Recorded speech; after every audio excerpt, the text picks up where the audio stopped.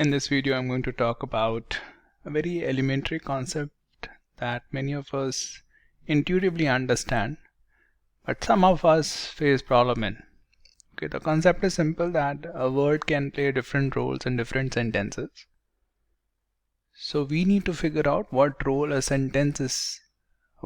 word is playing in a particular sentence. Okay. So for example, let's read this sentence. The computer company reported. Okay, so reported is a verb here. Okay, so we see that company reported something, so it is a verb, right? In some other sentence, it could be a verb ed modifier also, right? Reported can also be acting as a verb ed modifier in some other sentence. But here we can understand that it's a verb for company. Okay, strong second quarter earnings. Okay, so this is what the company reported. Second quarter earnings that surpassed. Okay, so we see that is referring to earnings. So these earnings, and surpassed is again a verb here. Again, surpassed could also be acting as a verb ed modifier in some other sentence. So earnings that surpassed these Wall Street's estimates. Now this question may never even arise in many people's mind, that estimates here is a verb or is a noun, right? We intuitively understand it's a noun here, but we can agree that estimates could also be a singular verb in a different sentence, right? For example, this person estimates his salary next month to be this. So again, this is a word that here is acting as a noun. It could be acting as a verb in some other sentence. And this is our mind is functioning on its own to figure out, this is actually a noun here. It's not saying, oh, it's a verb. Why do we have a verb after possessive? No, right? We just intuitively understand that it's a noun.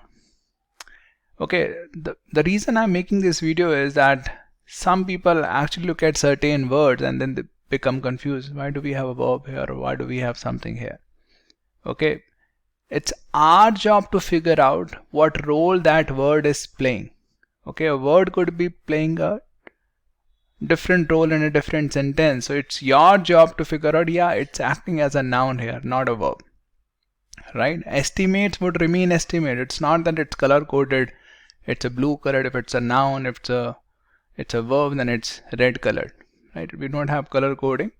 It just writes estimates. It's our job to figure out, estimates is a noun here. Again, this is an elementary concept, so many of you would not have any problem thinking about this. Okay, but if you have problems in some sentences figuring out, okay, why is this word there, then probably this video might help. Okay, so these earnings surpassed these estimates and announced. The earnings announced, that doesn't make a lot of sense. So this is also a verb, but this is not really making sense with surpass. Is there anything else that it can make sense with? It can make sense with reported. The computer company announced the first in a series of price cuts. That makes sense. So again, the sentence just says announced, right? It's us who have to figure out this is parallel to what. Right? It could be taken parallel to surpass, but that doesn't make sense. So so we go back and see, it's parallel to announce. So this is a perfectly fine sentence. Okay, but I'm trying to highlight that, okay, these are the calls that we are supposed to make. Okay, so the company announced the first in a series of price cuts. Again, if you look at cuts, here cuts is also acting as a noun, but it could be a singular verb in some other sentence. Right? So the company announced the first in a series of price cuts intended to increase sales further.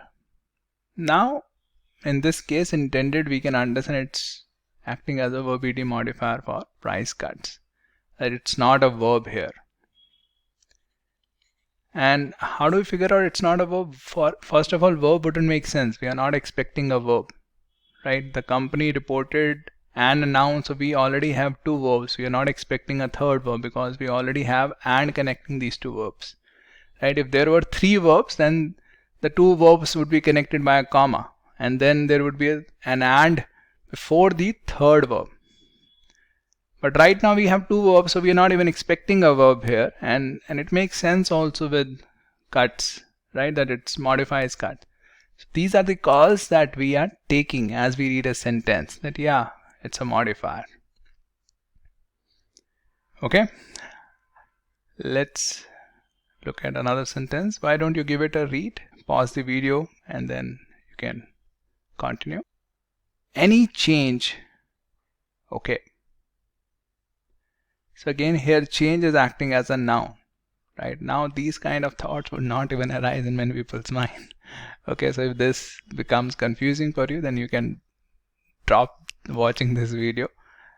But what I'm trying to highlight again here is that this could also play a different role in a different sentence.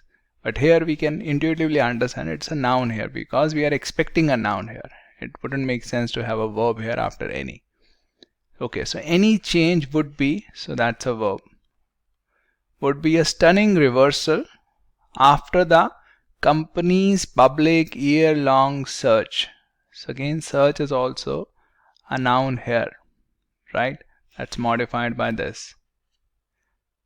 Again, search could be a verb in another sentence, but we can understand that we are expecting a noun that would take this as a modifier, right? So it makes sense. This search for a new headquarters drew.